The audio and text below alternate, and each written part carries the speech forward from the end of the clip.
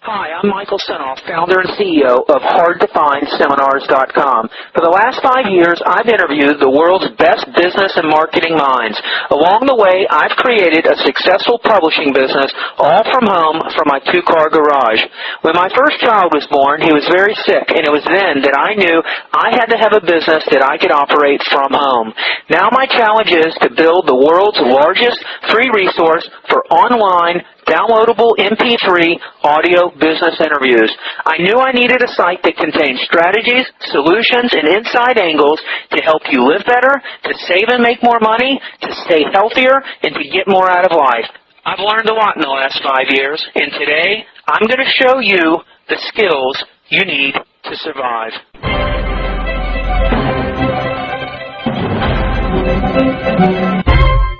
Hi, it's Michael Senoff with Michael Senoff's HardToFindSeminars.com. I've got another exciting interview with a publicity and media expert. The title of this interview is called How to Take Charge of Your Publicity and Sell Yourself to the Media. From the moment this interview starts, you'll understand why Jill Lublin is considered a publicity expert. She directs the structure of our interview before I even ask her the first question, and you're going to hear how. And Jill really knows what she's talking about. As the author of 3 books on publicity and networking, she's spoken around the world and has done countless TV and radio interviews. So in this interview, you're going to hear her tips and techniques for building the kind of publicity that will get you noticed, including how to develop a message, how to deliver that message, and how to make the most of the press coverage you get. Here are some of the key points you're going to learn in this interview. You're going to learn how to land TV and radio spots and ways to make the most of them. You're going to learn how to structure your message so that it's media-friendly and media-worthy. You'll learn examples of how Jill name-drops her products into every interview. You'll learn simple strategies that will get you ongoing recognition so you can capitalize on that "I've heard of you somewhere" factor. You'll learn all about Jill's book deals, how much she got paid, and how they made her career. You'll learn why you should always say yes when the media asks for an interview, even if you don't know a thing about the subject matter. You'll learn how to prepare a press release that won't end up in the recycling bin of your media contact. You'll learn internet tools for leveraging your publicity. And you'll learn the biggest mistake Jill's ever made in PR and how you can easily avoid making something similar. According to Jill, even if you've written a successful book, you can't rely on your publishers to promote it. So in this interview, you'll learn how to take charge of your publicity no matter what you're selling. Remember, you're the only one who's going to make sure your name gets out there and that it's spelled correctly when it does. I hope you enjoy the interview. Now let's get going. A couple questions for you, though, before we start officially. Yes. One is, which book do you want to focus in on?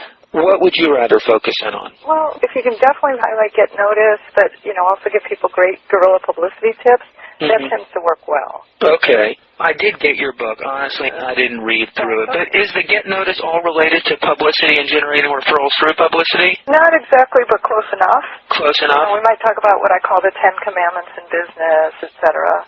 Okay. We can talk about both. That'd be great.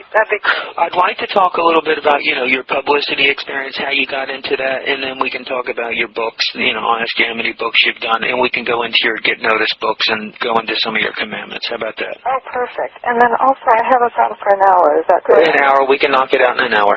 Okay, great. And then do you do a place where I can make an offer to your people? Yeah, sure. What we'll do at the end, I'll ask you if you have any special offers for my listeners at HardToFindSeminars.com, and you can make one, and we can direct them to a link. Well, that's perfect. Thank you. I appreciate it. See, you're a real professional, and your students need to model what you're doing. So why don't we talk about this? How does one prepare, just like you're preparing? I'm getting ready to interview you, but you're teaching a lot of your students to get free publicity or to be experts in giving publicity. So what are some of the things that are going on right now in your mind before we actually do the interview? And why don't you explain what you just did and reasons why? I actually do it before every radio interview, too. You got it. No problem. Go ahead. Tell me, what were some of these questions you asked? What would you tell your students to do, and what are the benefits of asking these questions, and why are they important? Well, a couple different things. When you are preparing, whether it's to be an expert on a call, to be on a media interview, in fact, frankly, to meet with a client, but let's just focus right now on particularly media interviews or when you're preparing to be interviewed. It's very key that you check a number of things. Number one, Do the people know how to spell your name? That's always a good one, right? And how to pronounce your name. You know, my name's Jill Lublin. People say it wrong a lot of times. So I always make sure they know how to pronounce my name, that they actually are getting the spelling correct, and then I double-check that they have my website. So I was just on air for 3.5 minutes on a 50,000-watt station in Portland about an hour before this call. And the first thing I said to her was, let's go over the spelling of my name, and by the way, do you have my website? And could you spell that on air for me when you do JillLublin.com? Was she prepared? Most of the time I find the media people in particular either can't find my website right in front of them, don't know exactly where it is, oh, could you just give that to me again? See, they're going really, really fast. So you want to make things easy for people. I'm really big on that. And the way to make things easy for people is to give them simple ways to say your name, the link you have, spell out your website, give them information that you want them to say so that you're prepared and, frankly, they're prepared and everything goes smoothly. Well, so with your radio stations, do you fax a bio sheet on you that they should have in front to be prepared for the interview? Yes, absolutely. We get them what's called a backgrounder. It's basically my bio, and everybody should have a good bio. It's usually a paragraph. Don't make it 3 pages, 2 pages. Who has time? You got to remember, in today's world, faster and easier is better, and I'll call it dumbing things down. I hate to say it that way, but let's say it that way because I want things in 5-year-old language, and I find a lot of people want to give too much information, frankly, do too much to show people, how great they are. It's enough already. Just give them 1 paragraph, make it simple, and make sure they know how to spell your name and spell your website. Then we're happy. Everything's easy from there, and then you're prepared and ready to be interviewed and to go and make things happen for your business. Okay, so let's say you've done your job, and you've prepared them, you've sent your simple bio sheet, let's say, for instance, for easy mathematics, to 100 media personnel. In the real world, how many are going to have that in front of them, and how many of them are going to be prepared with the proper pronunciation of your name, proper spelling of your website in the real world? Well, a couple different things. Most of them won't be, so that's the truth. You just got to know that it's your responsibility to make sure that the other person's prepared. It's not their responsibility. I find a lot of my clients who've gone on air and they go, oh, I hope they'll ask me what I call the next great question. The next great question is your responsibility. You're in charge of your message. You're in charge of your interview. It's really important that you get that. Because I think the quicker somebody gets that they're in charge of their interview, they're in charge of their message, then it gives them the power to know what the message is. And, Michael, I'm really big on what I call it's all about your message. You see, most people think it's all about their business, their product, what they're selling, and everybody's selling something, so let's just get that over with. But realistically, what it's really about is what is your message? What is it that you'd like to say to people? And what is it that you want to connect so that people can understand how to do business with you? But I find, most importantly, what you've got to do is give people value and benefit. Right away. Value and benefit. So you notice right away in this interview, we're talking about be prepared. Make sure your website's out there. Make sure your name is pronounced correctly and spelled correctly, depending if you're on television. When I've been on television multiple times, I ask to see the screen that comes up. Oftentimes they'll put the screen up with your contact information. And also, when you're being interviewed, underneath your name, you get what's called a chyron, which is the identification of you. Okay, so on my chyron, I always like Jill Lublin, international speaker and best-selling author. And if they have room, I like them to put the book titles. Usually they don't have room. Sometimes they'll put 1 book title. And then, of course, you have to decide, right? What book are you promoting? So I have 4 books at this point. You've got to decide what you're promoting. It's really key to double-check everything. And I can't tell you how many times I've been in TV interviews. And frankly, what happens is they get the website misspelled, or maybe they misspell on my 1 book, Guerrilla Publicity, if they don't spell it properly, whatever it is. There's always a little something, so I've learned to check, and double-check. And then from the minute you get on the air, let's face it, most interviews are, the one I did this morning was 3.5 minutes. And I'm going to do one in 2 hours, and guess what? That's 4.5 minutes. Sometimes it's 1.5 minutes to 2.5 minutes. particularly TV, which is frankly really quick. You got to really be succinct in what your message is going to be. You bet. I want to get to your message in a second. You also asked me, can I make an offer to your people? Tell me, why did you ask that? Why is that important for your students or my students to ask that? Well, a couple things. Like I said, we're always promoting something. I obviously offer a crash course in publicity, and we can talk about that in a bit, but I want people who are listening here to be able to get more educated. I want to go more in depth with them. I want to make an offer that's great for your people that will save them money as opposed to if they just called my office and bought it, because they're in your network, and I want to give them value and benefit just because they're part of your network. Okay, your experience, let's say you ask TV and you ask radio, can I make an offer to your listeners? What's the general response? Do some say no, and what if they say no? Well, a couple things. In media, it's not as good. I mean, when I'm being featured on teleseminar, obviously I'm the featured expert. I can make an offer. When you're on TV and radio, you cannot typically make an exact offer per se, but what you can do is you say, hey, go to JillLublin.com. And, of course, on your website, you need to have things that are downloadable and valuable. Like I have what I call a Consumer Awareness Guide to Publicity. That's free, right? You want to give away free reports. You want to have articles on your website. You want to drive traffic there so that people, when they go there, have actually something to look at that's valuable for them. Okay. And also, what about with TV and radio? Do they allow you to give your link? Or if you ask that, do some of the media people say, no, you cannot give your website out during the interview? There's very few that say no. I do a lot of radio. I do 2 or 3 a day sometimes, and you're always allowed to give your website out. The only real exception seems to be the really big shows. But even then, if you watch the Today Show, you'll see they put the website of the guest. Oprah does not typically, but what they do is they put it on her website. So when you go to Oprah.com, for instance, you'll see the information of the guests.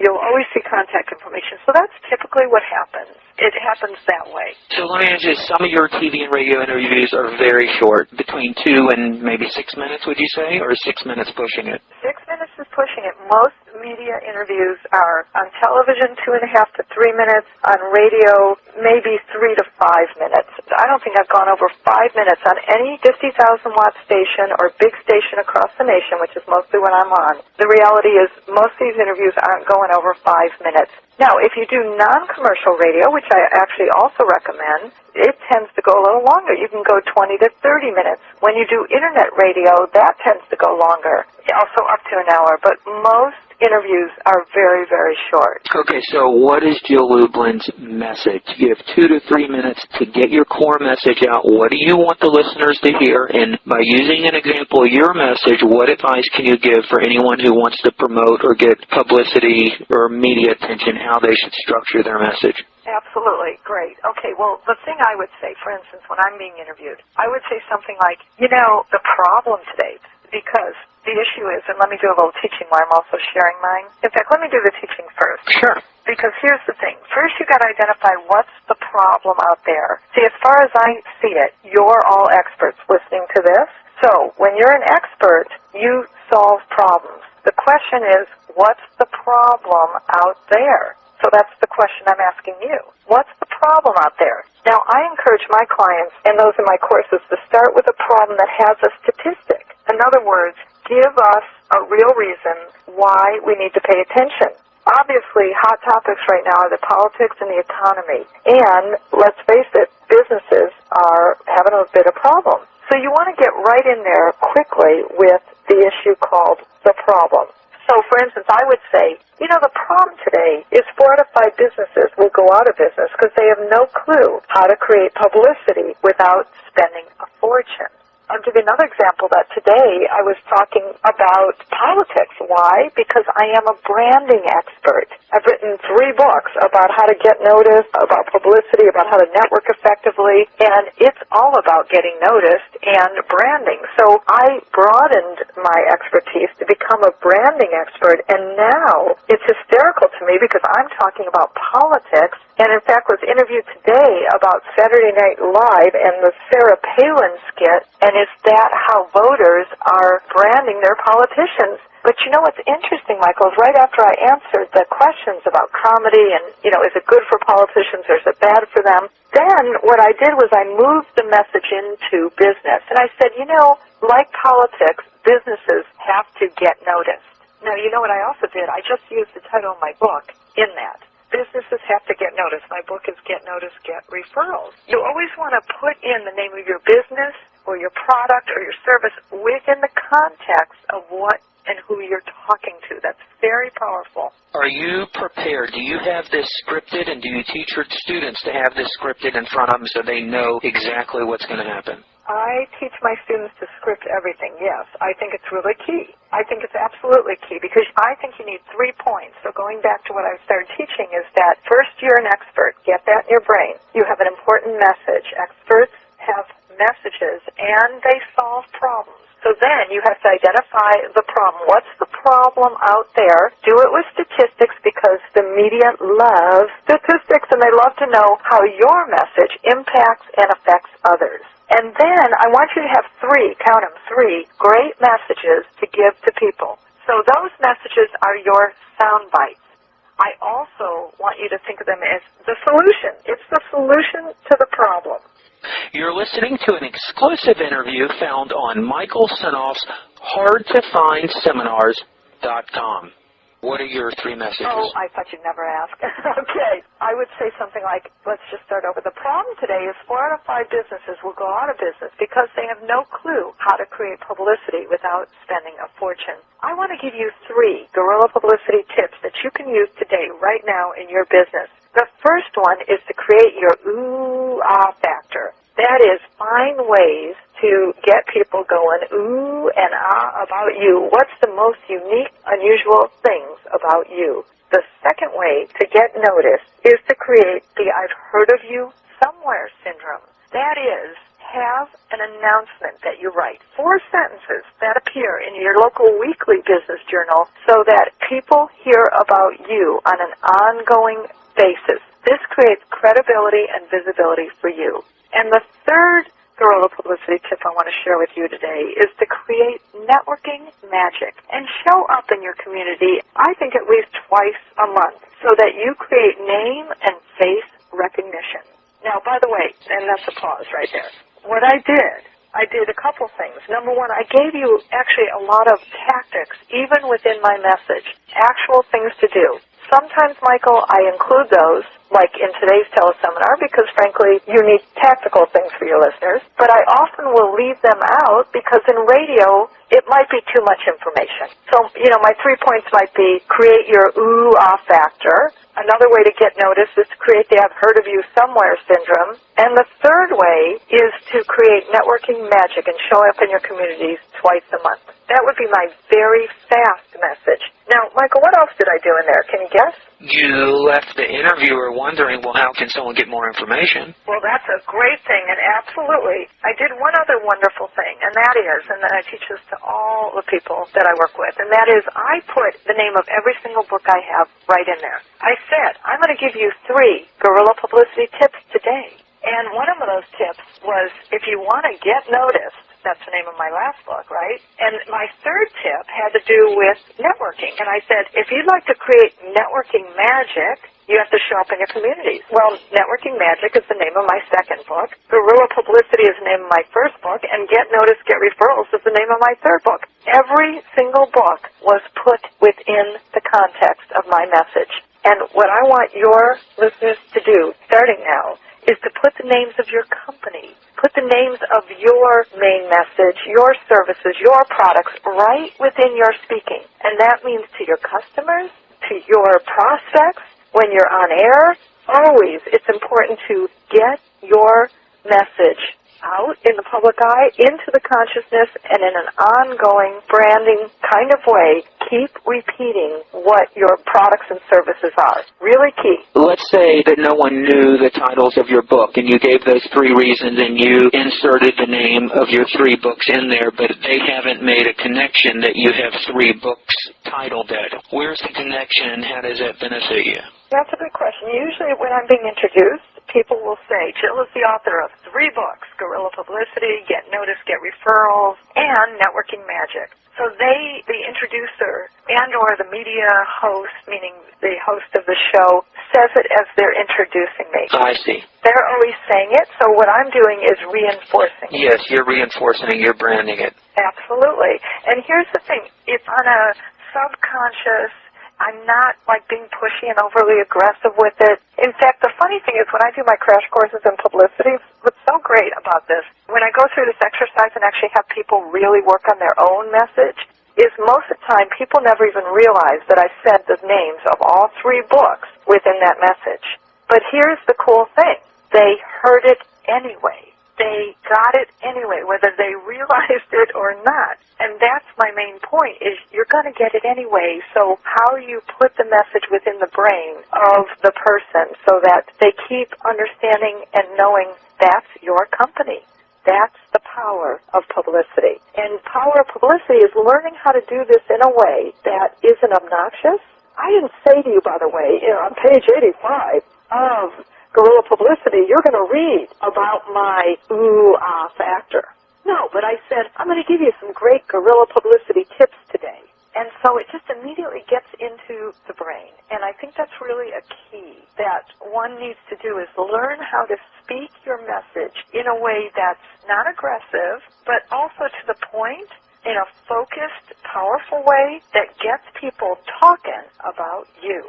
Right, that's good. Well, let me ask you, like a 50,000-watt station, approximately how many listeners are out there in a station that powerful? Oh, boy, I wish I had that number off the top of my head. It's an Arbitron rating, and it's a little bit of a complicated question, but I know it's in the millions. Sorry, I can't answer that. After you do an interview like that on radio, are you able to measure any kind of activity from that publicity? You absolutely can. What will happen is your website will reflect the differences in, well, people come to your website. Sometimes I'll get a call, or somebody will have heard me in a local market, and then all of a sudden my phone will ring because they'll look me up on the web. They'll call my office. I get crash course people coming in because they heard me on the radio. Most importantly, what media does is it does create that I've heard of you somewhere syndrome. You see, Michael, I'm getting up at, 5 o'clock in the morning, 5:30, because I live on the West Coast, and I'm doing East Coast radio interviews. This morning I had one at 5:45. It's not my favorite time to get up, all right, Carrie Talk? It's really not. But do I do it because it's key for growing the credibility and visibility, for creating that I've heard of you somewhere syndrome? I mean, I walk my talk. I do what I tell people to do. How many interviews are you doing a month, radio? Since the book came out in June, I've been doing about 2 a day, and let's say, when it's not as busy of a week, maybe 4 a week. I'm really big on, every single day, I want people to be taking baby steps toward and in and regarding their publicity. I mean, I've got a book out right now, McGraw-Hill. That's a blessing to be able to put something out there with regard to a solid, I have a book right now. That's great. But you know what? Most of my clients don't have books. Maybe they have a service or product. And what we are doing is small steps, baby steps. Every single day they have someone on the phone for them, generating some kind of interest, or they do what's called an announcement. We can talk about that in a moment. That's a really simple strategy to create ongoing recognition. And so I'm on my 4th book right now, but I will tell you, there have been, let's say a 1.5 year span of time where guess what? There wasn't a book out, but do you know my commitment, first of all, is getting 15 media interviews every single month. 15 what I call exposures. So sometimes that exposure comes because I'm on an interview with you. Sometimes that exposure comes because I have an article that gets printed through ezinearticles.com. Big hint. That's a good one. Sometimes it comes because I showed up with an announcement in my local Chamber of Commerce where I live. Right? It can be small and big, but most importantly, what I feel strongly and passionate about, as you might be able to tell, is that you have to create the ongoing visibility, credibility, and name recognition so that people keep talking about you. And the way to do that is to keep your, toe in the water Bottom line is keep your toe in the water, keep baby steps out there, keep creating and looking for ways so that your name appears, whether it's doing volunteer work, whether it's doing something at your local Chamber of Commerce, whether it's getting actual media interviews both nationally and locally. Let's talk for 5 minutes about your 4 books. What was your very first book you did? The very first one was called Guerrilla Publicity. Now, was that a joint venture with J. Conrad Levinson? Absolutely. Did he approach you or you approach him? I approached him, actually. What happened was, I know his literary agent, and his literary agent had me speak numbers of times on the topic of publicity, which really is my strength. And one day, the agent says to me, by the way, he had known me like 7 years already. I sometimes find that ironic because I think sometimes everything in life is a bit of timing. Kind of like, well, gosh, why didn't we do this earlier? But anyway, one day he said to me, Jill, why don't you write a book on publicity? And since he happened to be the agent for J. Conrad Levinson, he told me that he'd approached Jay with the idea. Jay loved the idea, and hence a book was born called Guerrilla Publicity. I've interviewed Jay on my site, hardtofindseminars.com. I've got a great interview with him. So tell me about that book. When he co-authored it with you, and of course the joint venture and having his name and you being positioned as the publicity expert in the guerrilla marketing brand, huge brand in marketing, what did that do for you? Well, frankly, it made my career. What's great about dreams, what I've noticed is you got to keep writing them down to make them come true. And the funny thing is that I found a pad of notepaper that I had scribbled on about, 4 years before that was called the ABCs of publicity. And I was going to do like a little notebook, workbook, something like that, and create that. And that would have been wonderful. But, I have to say, when this book was born, and it really is like a birthing process, by the way, to create a book. I mean, I wish I could say it was easy and simple, but it never is. And it's complicated and kind of expensive, meaning you got to really be committed and know what you're getting into when it comes to doing a book. But I'm also a big believer in having a book because you can do it all kinds of ways these days and keep it a lot simpler. Was there a deal where you had to pay money to do it with him, or not at all? No, the good news is I didn't, and it's been really a wonderful, powerful relationship with him. And the reality is that book became a bestseller right away. I mean, here's the thing. If you're going to write a book about publicity, you better know how to do it, right? Well, we knew how to do it and, frankly, got a lot of publicity. And the book became a bestseller on Amazon right away because of joint ventures. And then my publisher asked me what every author wants to hear. And can you guess what that question is? Do you want to go in other countries? Well, I like that question. What? The other question is, what's your next book? Oh, I got you, yes. Yeah. The only other question I like better than that, by the way, is would you like to be on Oprah? Did you get on Oprah? No, I've never been on Oprah. I have a thought for a pitch for her, and frankly, I haven't put that much energy and attention into it. And I just want to say, Oprah is fabulous, and of course, tons of books would be sold, but I know a lot of people have been on Oprah, and guess what? What are you going to do with the other 364 days of the year? About this book, so was it published internationally, or was it just published within the United States, and what were the book sales like? Can you give our listeners an idea? How many did you sell? Well, here's the other great news about Guerrilla Publicity, because it did very well. It has been published in several languages, including Chinese, which I thought was great. And we've sold, probably about 80,000 at this point, which is magnificent, actually. Yeah, that's fantastic. It's really good. And there's been over 1 million Guerrilla books sold, which is just amazing. So we're part of a larger brand and brand recognition, which is phenomenal. And then on top of that, guess what? Here I am 6 years later, and my publisher said, that book is selling really well, Guerrilla Publicity, and we would like to pay you another advance and have you update the book with the newest of the new, pods, blogging, podcasting, etc., all the technology that also relates to publicity now, and are you interested?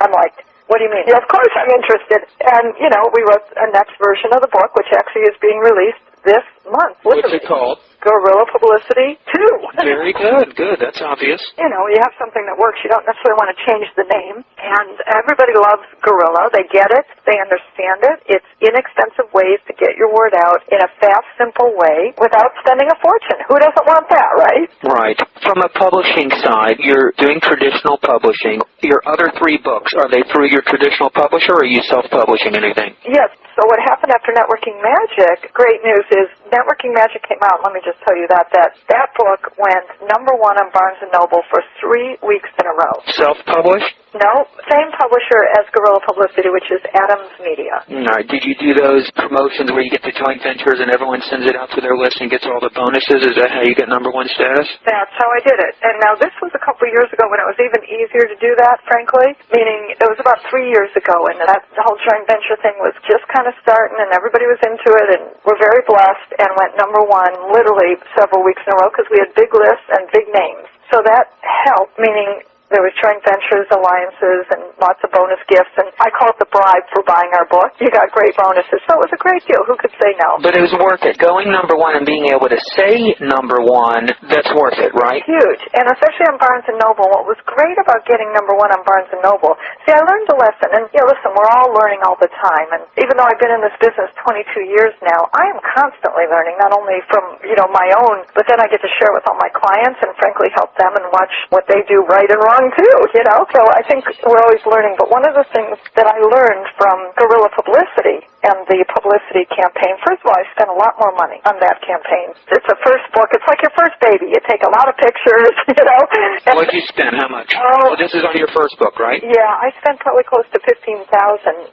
Realistically, my listeners, a lot of them studied traditional publishing. They know you don't make a lot of money on a royalty. What do you make on a book? We all know it's not a lot. Here's the thing I need to say. Don't write a book to get rich, because it ain't going to happen unless you're Donald Trump or Larry King or somebody very, very well known. Yeah, there's a much larger strategy behind a book. Much larger strategy, and the strategy is name recognition, big business card. Approximately, I make 30 cents a book when it's a split co-authorship. With my third book, because I'm my own author and no one else, it's, a whopping maybe $1 a book.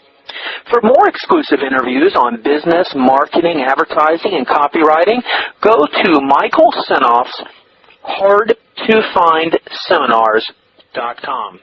Your third book, because are you self-publishing the third one? Or I am not. So Networking Magic, I built a lot of momentum and good name recognition, and the big P word, which is platform. See, now I have platform. What does that mean? It means people know my name. I'm out there. I speak in front of groups all the time, all around the world, and that makes a world of difference and help people that way. So guess what? Now all of a sudden I have what's called platform. That makes you, well, frankly, favorable to a publisher. So McGraw-Hill has actually published my third book, Get Noticed, Get Referrals. And I'm delighted for that. And I will tell you, that still took time to get the deal. It still takes a lot of energy and focus. It still costs a lot of money. And because I work with writers, I don't actually want to write all my own stuff. It's too much work. It's not my passion. It isn't my genius. But I'm really big on having team help out, really big on team. So I think that's really a big difference. And frankly, guess what? Get Noticed, Get Referrals also went #1 on Amazon Business Books. It went #1 on Barnes & Noble Business Books. And it went #2 on the whole Barnes & Noble list. The only reason it didn't go #1 is because there was a fiction book ahead of me, which just drove me crazy. But, truthfully, it's still #1 in this whole genre on the whole list. That was amazing. That's great. Did your publisher set up these joint ventures to get it to go #1, or did you have to do that? I wish I could tell you they did, Michael, but no. The answer is no. I'm going to tell you, and I'm going to share with your listeners, if you write a book and you are blessed to be published by a publisher, meaning what's called a mid-level publisher like an Adams Media, who I thought was great, and it was a delight to work with them, or it's one of what they call the Seven Sisters, the big publishers, Simon & Schuster, Harper, McGraw-Hill, Prentice Hall, Bantam, etc., Penguin. No matter what or who you're on, here's the deal. You are responsible for your own publicity. You are responsible for generating sales and visibility and results. And the quicker and the sooner anyone listening to this realizes that, they're going to have a lot more fun and a lot better time. I ran into a woman yesterday, and same thing, she's got a book out on her publisher. I was saying to her, listen, you got to know, you are fully responsible for your results. I'm working with a woman right now. Her book's due out in January 2009, and we have started Publicity 4 months ago because, her publisher, who is Penguin, by the way, and a big publisher, it's a book about Winston Churchill. And you know what? They're not even talking to her about publicity yet. And as far as I'm concerned, you better be starting your publicity way before you need it. That's not only for books. That's for your business. That's for your products. That's for your services. It's not a wait kind of thing. You're always doing publicity. If you're in business, if you're creating anything out in the world, guess what? you got to be doing publicity. Let me ask you this. Are there any warnings you'd give our listeners about publishers? Do they try and make you buy a garage full of books to work with them? No, actually, they don't usually do that. That's a myth. The only time you have to, quote-unquote, buy books is when you actually do self-publish. Like, I have the option of buying all my books. I buy them at a discount. Anywhere from 40 to 50% is typically what the publisher gives you, which is not a whopping discount, I might add. And all of the items in your deals are negotiated. So one of my warnings is, frankly, get someone to negotiate your deal, if you are with a publisher, who knows what the heck they're talking about. I have to tell you, I would never negotiate a deal for myself. I don't know what I'm looking for. I don't know the clauses that are key. You know, even the part about how many free books I got in the beginning, that was negotiated. Who do you find to negotiate your publishing deal? An agent? Yes, I have an agent. So typically you can get an agent. If for some reason you're offered a deal, you know, like for instance, every year I go to what's called Book Expo America, and I represent a number of clients and just help them look for book deals. But I'm not an agent. So one thing I would do is, A, give them to an agent who would charge them an hourly fee to help them. That's a good possibility. Or B, have them work with a lawyer, which actually I don't think they need to do. Typically you can hire an agent for an hourly fee, and because they've been in the business and know what clauses to look for, they'll look for all the clauses. What are just a couple important things that your agent's going to negotiate for that's important that they were able to provide for you? First big thing is royalty. What's your royalty amount? Is it escalating after you sell a certain amount of books? Does it escalate up, which would be a nice thing to do, obviously. I mean, if you're a proven commodity, so to speak, and you have book sales happen, and you can make book sales happen, your royalty should be going up after, let's say, 10,000 books are sold and maybe 25,000 books. So usually they have what's called escalating royalties. Did you get that on your book? I did. And that encourages you to promote, too. Absolutely. And then, of course, you can negotiate for them actually doing some of the publicity for you. You know, like how much marketing are they responsible for? I like to get it in the contract. Now, I'm going to tell you, this is probably the hardest thing, and they dance around this subject like they're just experts in dancing around this subject, and frankly don't often commit to a lot, again, unless you're a huge name and they've given you a huge advance. But those days are gone, my friends, unfortunately, and most people are getting smaller advances and, frankly, just happy to have contracts. So I think the main things to look at are your royalties, whether or not they're going to give you any publicity or slash marketing help, and if they are, please put it in the contract. And the third and final thing, in my opinion, well, there's lots of stuff, but I know this sounds small, but discounts on the books, you know, like my publisher was only going to give me 40%. I said, no way, you know, because I actually buy lots of books. I buy them. Since I give seminars all over the country, I buy my own books. So what'd you negotiate? Whopping 50. We tried to get 60. They wouldn't do it. Some of my friends get 60%. Depends on the publisher. You know, after a certain amount of time, they might go to 60. And then, you know, even something small like free books. You know, when my book was published, I got a case full of books to be able to use how I want. But I also negotiated up front that anyone I use for publicity purposes, you know, like I have somebody on the phone for me an hour a day who does publicity, and anyone who calls or needs books, that they will send them out, which saves me a lot of money and a lot of time. Oh, that's nice. So the book you sent me, your publisher sent? Absolutely. Good job. You mentioned your book is like your calling card. And first, just to answer this quickly, would you be where you are now if it weren't for any of your books?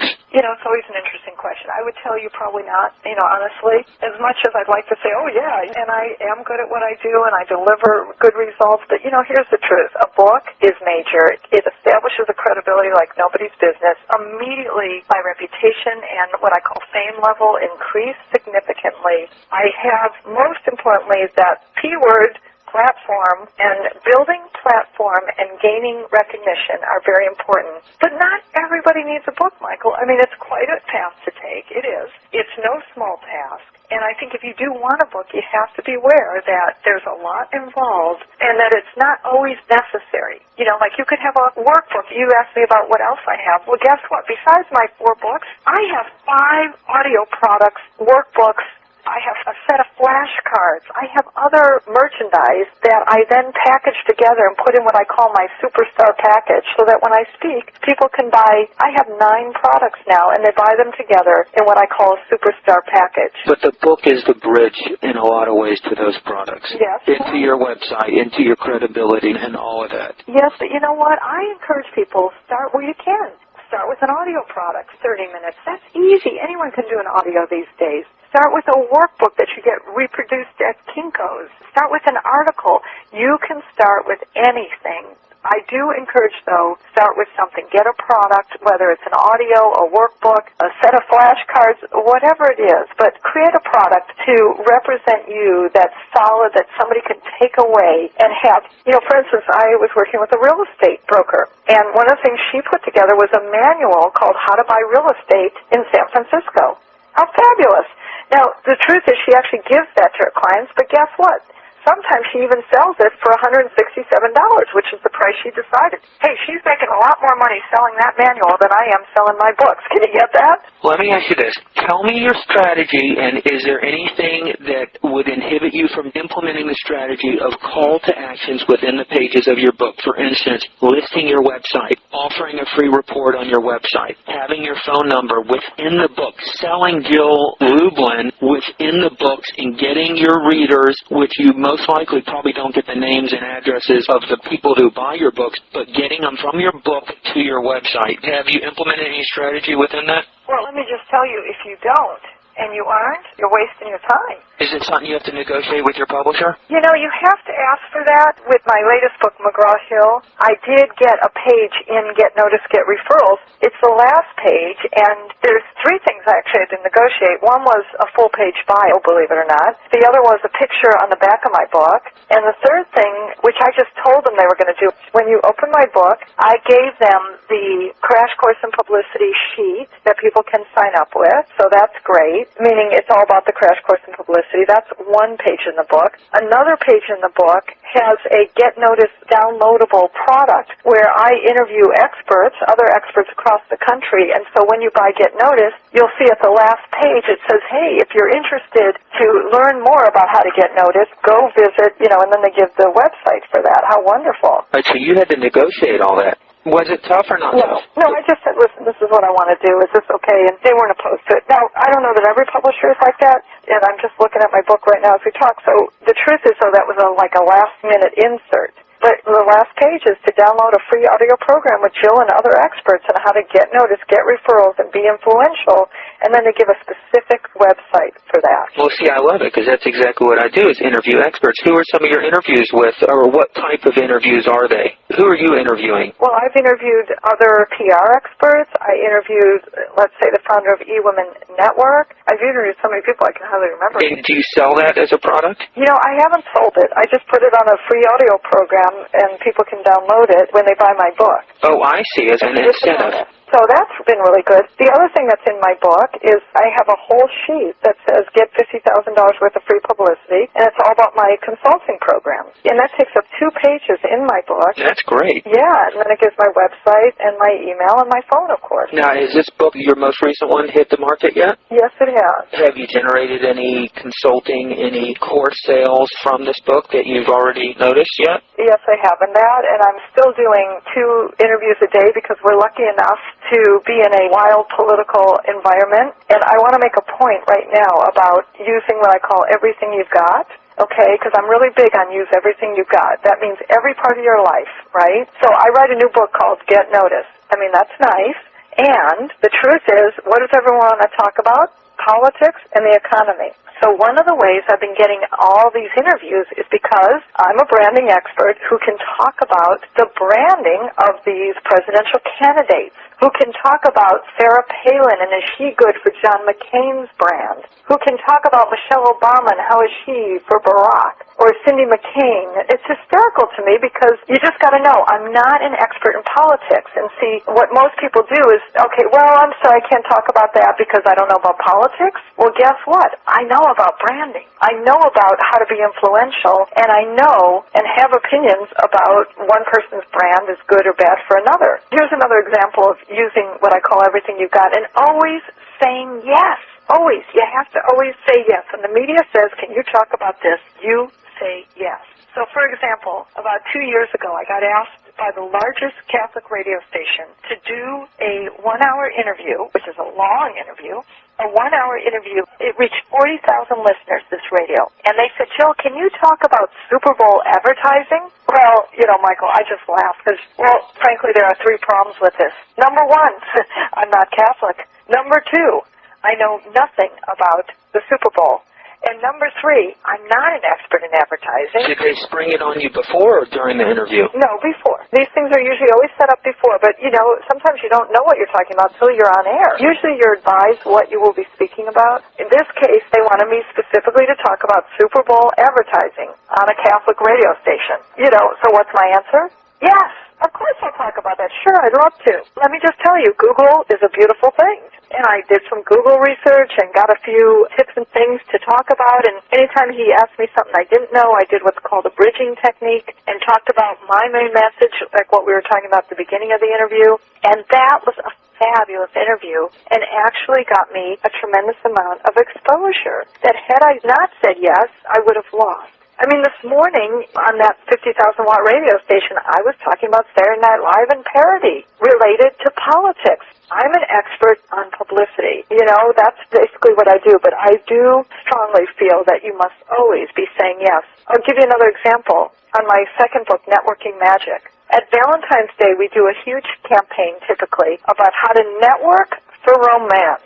Now, that Networking for Romance campaign got me onto NBC TV, got me on multiple radio interviews, and actually a number of TV spots. What was so funny is one day, another NBC affiliate, they had me on the air, and all of a sudden they started asking me about Internet dating. Now, I had been warned before I was going on that I was going to be speaking about that. And again, Google is a wonderful thing. I did a little bit of research and sounded smart for a moment because here's the truth. I was only on that station for 3.5 minutes. It was a live TV interview in studio, only me on camera, which was amazing. So, had I said, I really don't know much about Internet dating because I haven't done it, well, I would have lost a tremendous opportunity in a major market to be on an NBC affiliate. Yeah, you just say yes and you go do the research and become the expert and tie it into what you're doing. Absolutely. And again, remember, anyone can sound smart or smart enough for, let's say, a whopping 3.5 minutes. All right, look, everyone listening, they want to know, how do I get the stations to call me? How do I get the interview? Give me some quick tips because we're running out of time.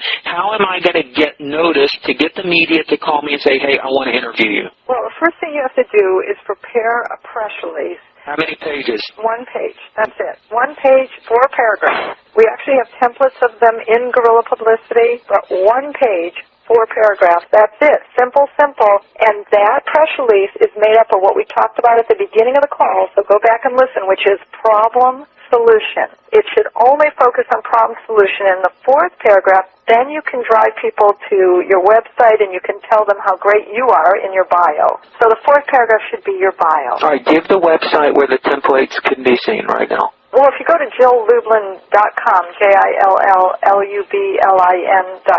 JillLublin.com, you can order Guerrilla Publicity, or you can do it through any bookstore, any way that works in terms of getting and being able to do a press release. All right, there's lots of templates we could look at. Absolutely, within Guerrilla Publicity. Okay, I've got my press release. How do I distribute it? Do I mail it? Do I fax it? Do I package it in a Federal Express envelope? What is the most effective way, or do I email it? Okay, 2 things on that. One is I advise you do both what I call high touch and high tech. So high touch means you actually make calls to the media, and you can get a prepared list of media, then they can actually send out the press release for you. It's called Cision, C-I-S-I-O-N, Cision.com.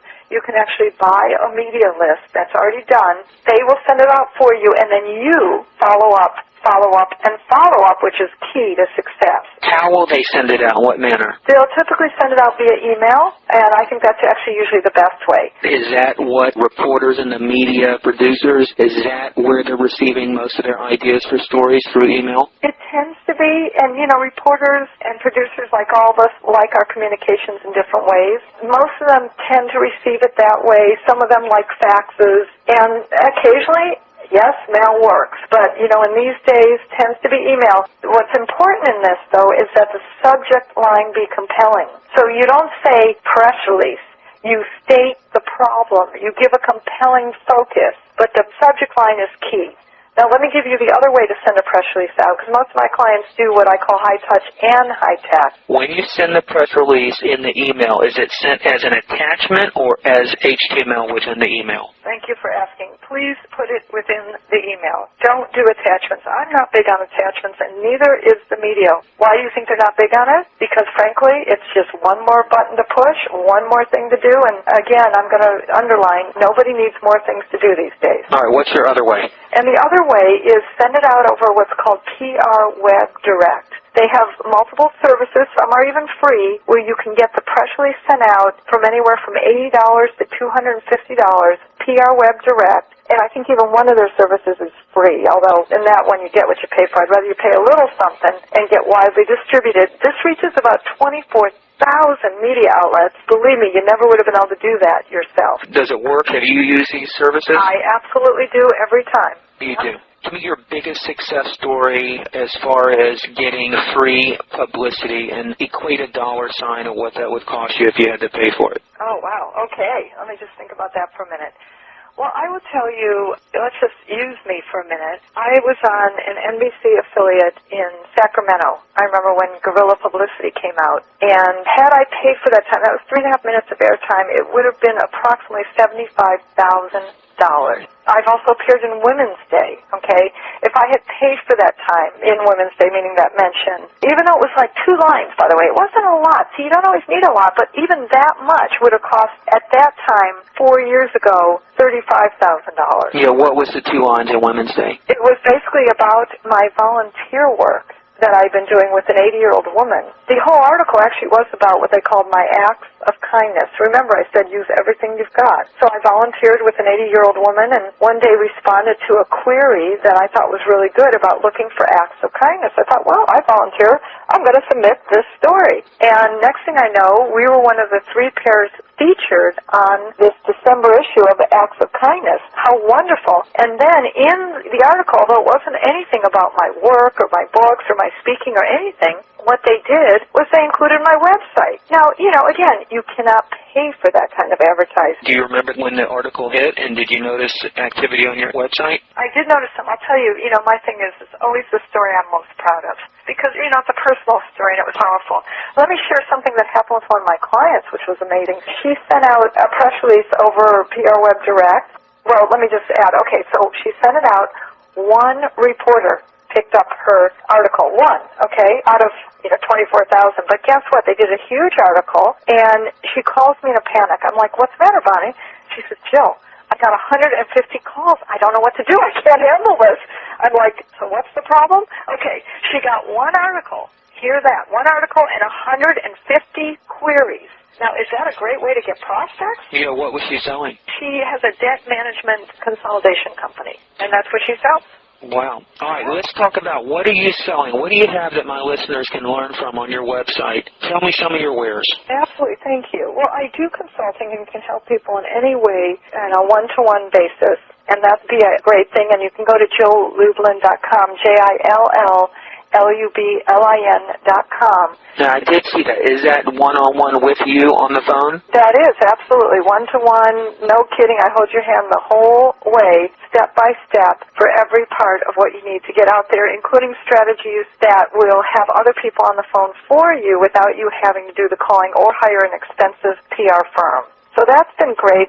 And I'll tell you, I also developed, for those who couldn't afford the consulting, something I call a crash course in publicity. It's a one-day course and an opportunity to be with me, also really one to few, meaning I never let more than 20 in. So it's an intimate course, and there's limited seating. And what I do is roll up your sleeves. We actually write the press release that I've been talking about today. We write your bio. We create your message so that you can speak it in your sleep, no kidding, and make it easy. I help you create that ooh-ah factor so that you can easily create and get press. And then I show you all the media lists and where to get them. I actually media train you and it's a very dynamic day that also has a networking component at lunch where you get to make a request, so it's very powerful, and give you all the tools and tactics that publicity agencies usually charge you, $40,000 to $50,000 for. So it's one day, it's all over the country and Canada. In fact, I'm doing one in Canada coming right up. So they are all over the country with new locations added all the time, so if you don't find one there, please ask.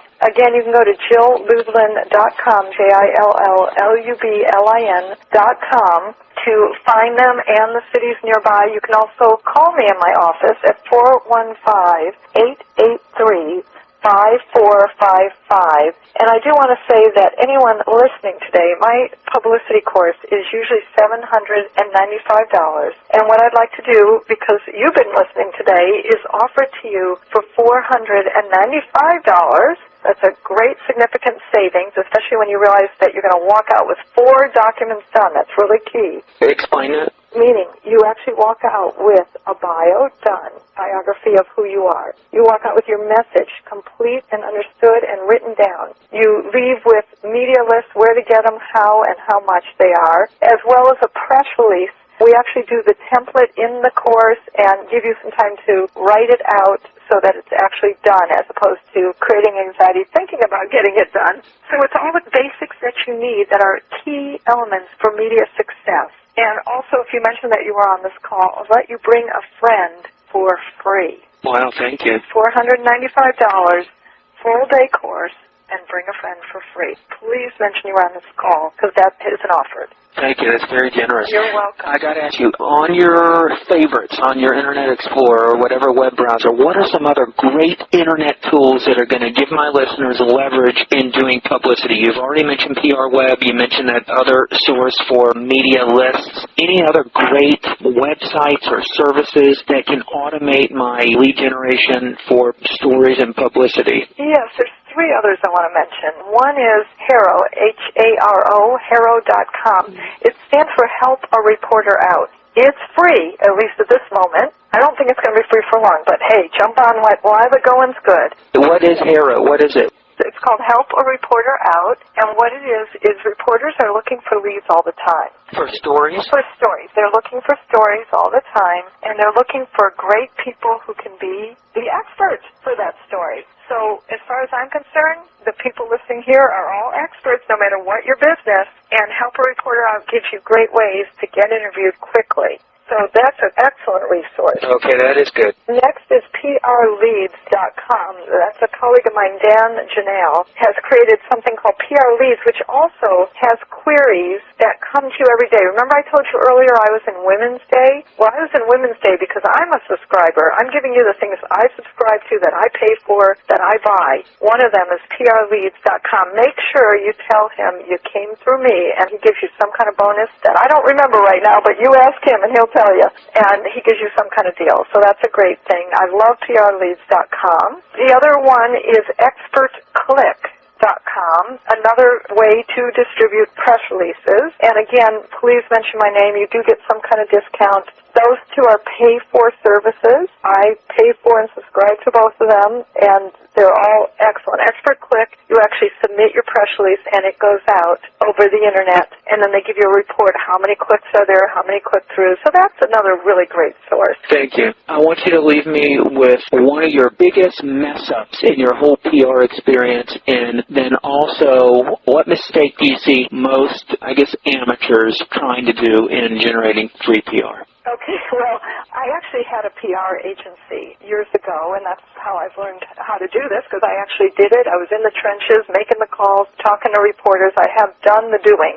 And one time I had John Densmore as a client. John Densmore was the drummer for the Doors. Oh, wow. Yeah. I had the blessing of working with some great people, including Dr. Timothy Leary, Ram Dass, John Densmore, and more. But anyway, so John Densmore, he was booked on a station out of Seattle, Washington, radio station. It was 9 o'clock in the morning, which, by the way, for a rock and roller is early, 9 a.m., and what happened was the radio station called up the hotel where he was staying and asked for John Denver. Oh. Well, guess what? They never got John Denver because John Denver wasn't staying there, and John Denver called me up, well, a little agitated, which wasn't fun, about 25 minutes later going, hey, what happened? I don't know. I called the front desk, and they said that some radio station called asking for John Denver. Well, was that supposed to be for me? Anyway, we were able to fix it, but I will tell you, these things happen. So, again, when you started the call, you said make sure you're prepared. Why do you think I go over these things now? Because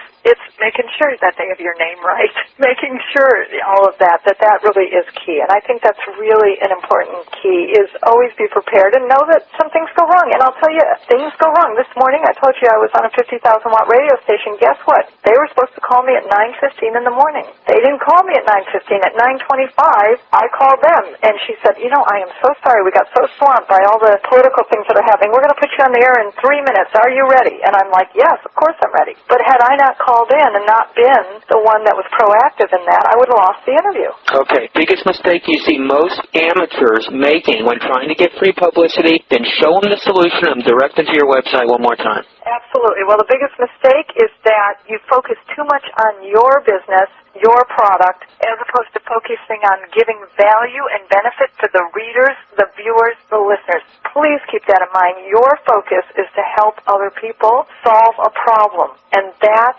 where you stay focused. When you stay focused on that, you will get a lot more media. That, and please tie into the trends that are happening right now.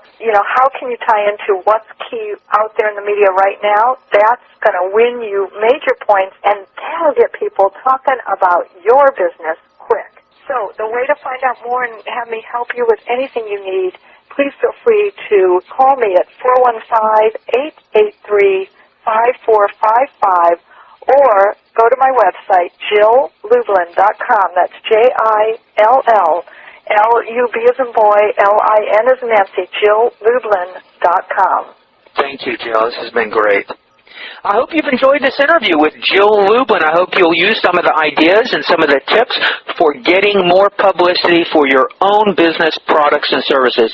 For more information, you may visit Jill's website at www.JillLublin.com. That's JILLUBLIN.com.